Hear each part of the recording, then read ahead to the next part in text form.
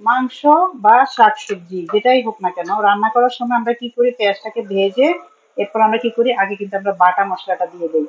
এটা না করে আপনারা কি করবেন, প্রথমে দিয়ে দিবেন গুঁড়ো মশলাগুলো। গুঁড়ো মশলাগুলো দিলে হবে কি, আপনার যে তেলের মধ্যে দিয়ে যখন আপনি গুঁড়ো মশলাগুলোকে নাড়াচাড়া করে সুন্দর করে একটা কালার আসা আসা পর্যন্ত এটাকে নাড়াচাড়া করবেন, একটু ভেজে নেবেন তেলের উপরে, চমৎকার একটা কালার এবং স্মেল দুটোই পাবেন। এই যে আমি কিন্তু এখানে সবগুলো মশলা দিয়ে দিচ্ছি, আর আমি এখানে একটু মুরগির মাংস রান্না করব। তো আমি এখন এগুলোকে এই যে এটা দিয়ে তারপরে কিছুক্ষণ এটাকে আমি এখন ভেজে নেব।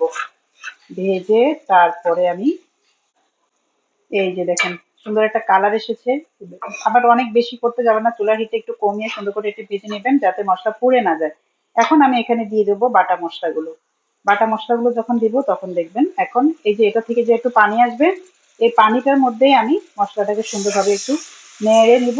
আর আমার যে গুঁড়ো মশলা যেগুলো দিয়েছি ওগুলো আর পুড়ে যাওয়ার সম্ভাবনা থাকবে না।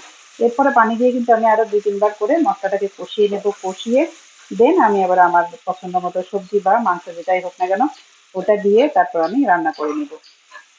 ভিডিওটি কেমন লাগলো অবশ্যই জানাবেন, ভালো লাগলে শেয়ার করে দিবেন, লাইক ফলো দিয়ে পাশে থাকবেন। এ ধরনের আরো কি ধরনের টিপস পেতে চান অবশ্যই কমেন্ট বক্সে জানাবেন। ধন্যবাদ পাশে থাকার জন্য। আর কে কোথা থেকে কমেন্ট করছেন সেটাও আমার সাথে শেয়ার করতে ভুলবেন না।